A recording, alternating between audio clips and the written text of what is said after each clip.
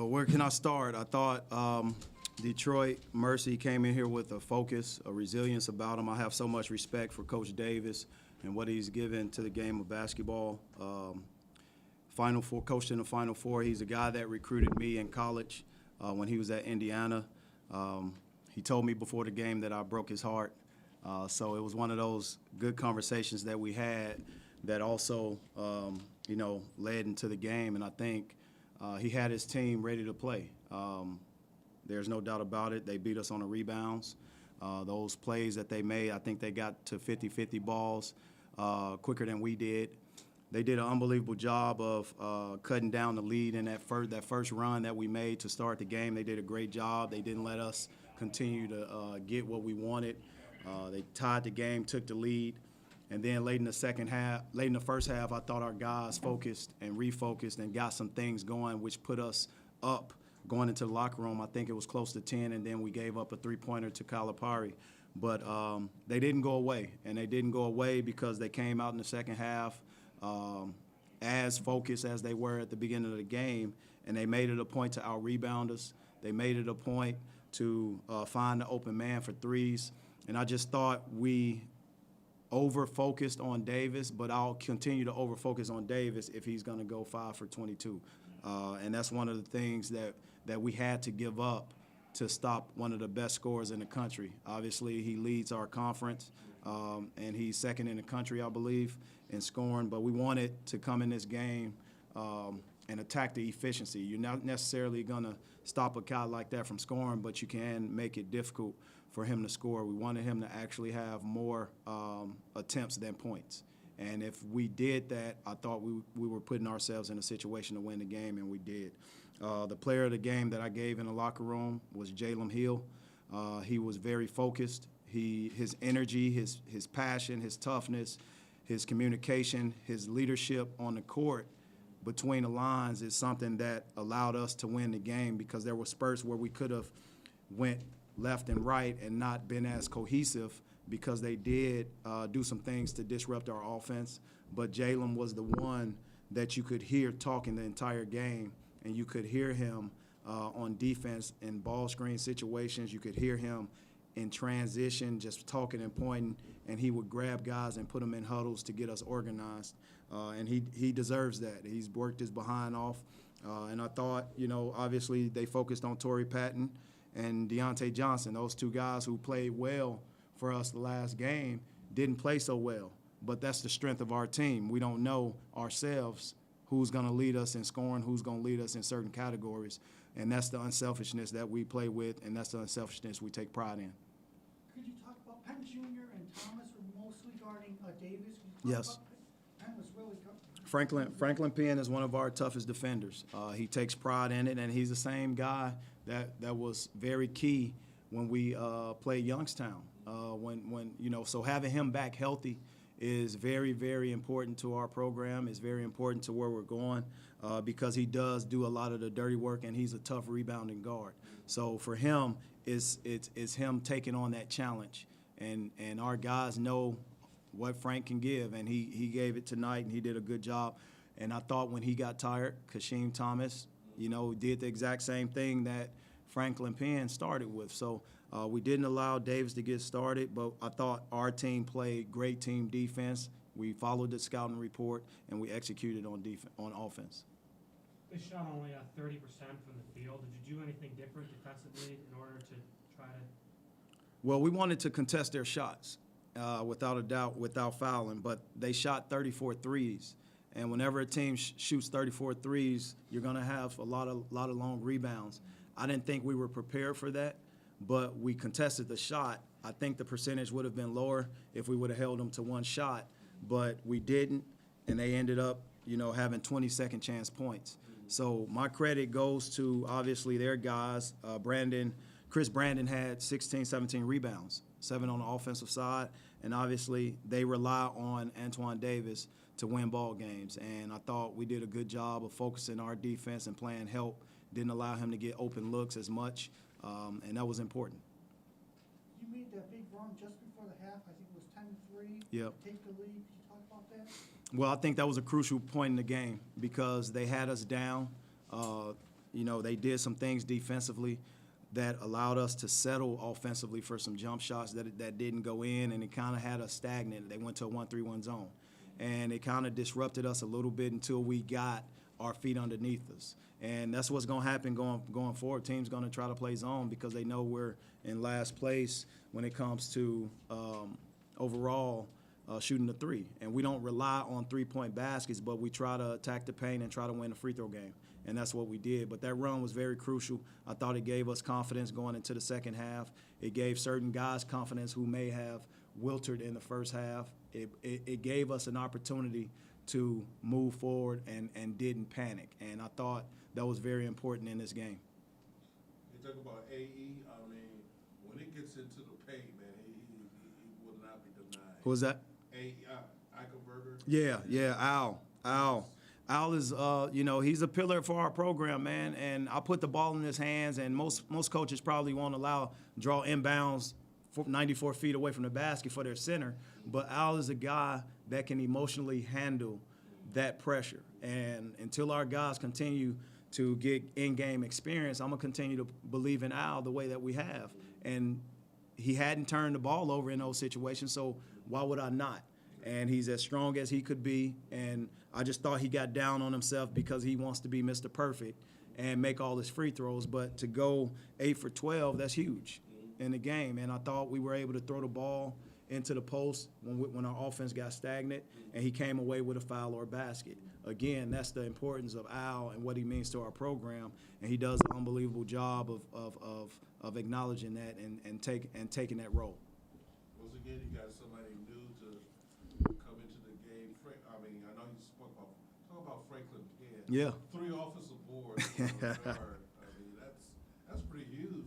Yeah. And what he has done, knocked down some big threes. Yep. In the second half. Crucial threes. Crucial threes. Well, like I said, Franklin Penn Jr., for him to knock down those three-pointers in the corner the way that he did, that opened the game and gave us a cushion because I knew at some point they were going to cut that double-digit lead to single-digit, and, our free throws didn't fall, but our guys didn't break neither. So they continued to focus and not allow it to kind of manifest into something bigger and then crumble. I thought it was a character win, tight situation for a Horizon League game against a great opponent who is going to win some games in this league. But, again, we had great crowd. Our crowd was unbelievable. I thought they were into the game. They didn't leave their seats until the final buzzer. Sometimes when you're up 6 or 7 and it's 15 seconds to go, you have crowds that leave. Well, our people, our fans were there the entire way, and it makes a difference in the building. It makes a difference for our opponents. So I want to thank those guys for coming out tonight, and their support goes, is very instrumental. You look at our wins, our fans' support has helped us. I know we talk about, I know you don't like to talk about wins because like Boulder, you don't want to say nothing as you go into a perfect game. But 3 of those, 3 games so far in your league, 3 in a row, and get into for Oakland. How's the maturity of this team? I know they really know they can win these games. Yeah. Well, I'll tell you this. We take it one game at a time. That's the most important message that I've told our guys from day one. We don't look at the scoreboard. We don't look at the stat sheet. We don't look at, whatever streak we're on. It's important to focus on the right now, and that's the game that we're preparing for. Me and the staff will meet tonight, and we'll go over Oakland. But there's no doubt in my mind it's important for us. Well, it's important for you guys to continue the support that you do and write about us. There's no doubt about it, and our fans going to come in and support us. But the most important thing, man, at this point is to focus one game at a time and just play as hard as we can and play unselfish, and that's what we've been doing. And it doesn't matter who gets the credit. No different. I don't know if you guys read my tweet, but Player of the Week, that goes in our program. That goes to, teammates. That means we got Teammates of the Week. That means we have Academic Advisor of the Week. That means we have Strength and Conditioning Coach of the Week. That means we have a Trainer of the Week. At the end of the day, that's what it's about. So our guys, they see us preaching it, and therefore they're living it. Talk about free throws. You missed 3 straight 1-on-1s. Yes. Stretch. Yes. Could you talk about that? Well, I thought we rushed. If I had to do it over again, I would use a timeout in that situation to calm the nerves of certain guys, because it's new situations that our first-year guys are going through. And no matter how easy and how many times they've gotten to the free throw line, the front end of a 1-and-1 is very crucial in that moment, and it adds more pressure because in your mind you're like, oh, it's 1-and-1, I gotta make this shot. Well, as they continue to grow in basketball and continue to get in that situation, there's no doubt in my mind their post rates will go down, and they'll be able to knock those free throws down. But I wouldn't change anything, because that's how we're going to continue to get better. And I trust our guys to go shoot those same free throws, and they know it. I just don't want our guys, and I had to talk to Al about this, to have the negative body language after you miss a free throw. You have to stay resilient. You have to stay focused, because what can bring a young team down is following the lead of negative body language, where now it rolls over. And if you're playing against teams in our conference, that game can easily turn into a loss. And we're fortunate to come away with a win, but that shows how well Detroit was focused and prepared and to put themselves back in the game and possibly win it. They were a jump shot away now from winning that game. And I do not take that for granted. It's a good ball club, and they are experienced. The first 2 games against IUPUI, the first 2 was against IUPUI, YSU, you weren't playing your way with a lot of defense, scoring easy points. This was more of a half-court game. Can you talk about winning a different style? Well, the style that Detroit played, that's a great recognition on your behalf to see that, because they did do some things to stop us from going up and down.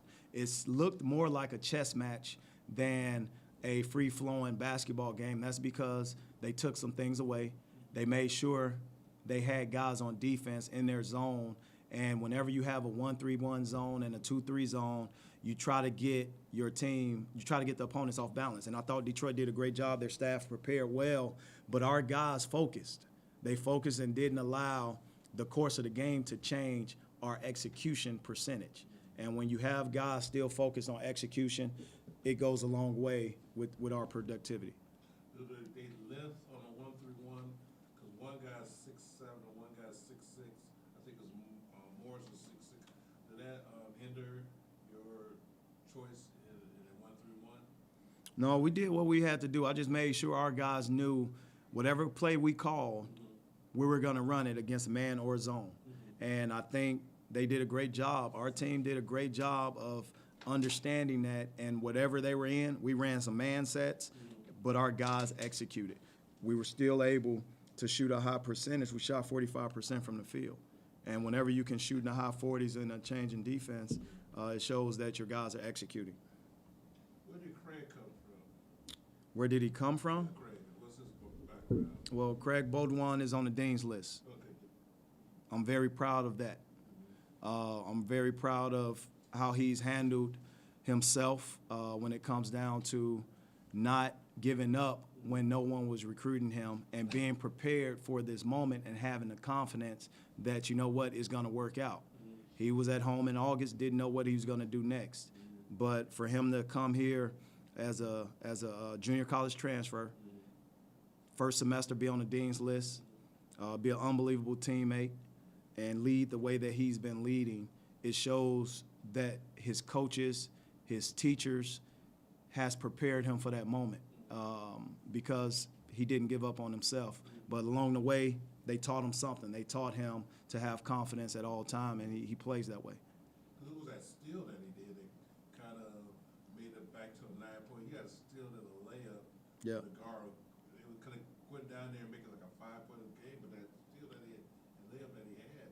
Well, he did a great job defensively, as did the rest of our team. That's one of the strengths of our team. We do make steals, we do block shots, but mostly he's leading us in assists. So he's making the right passes at the right time, and he has a pulse on our personnel. He has a pulse on each guy. Therefore, when you don't see guys on your team complain about not getting the ball, that means somebody's getting them the ball, and they're never thinking about themselves. So credit to him, credit to the rest of the team for buying into the unselfish play. Only 7 guys played big minutes tonight. Is there something you're doing differently with the playing time? No, tonight, because it was so half court, Yeah.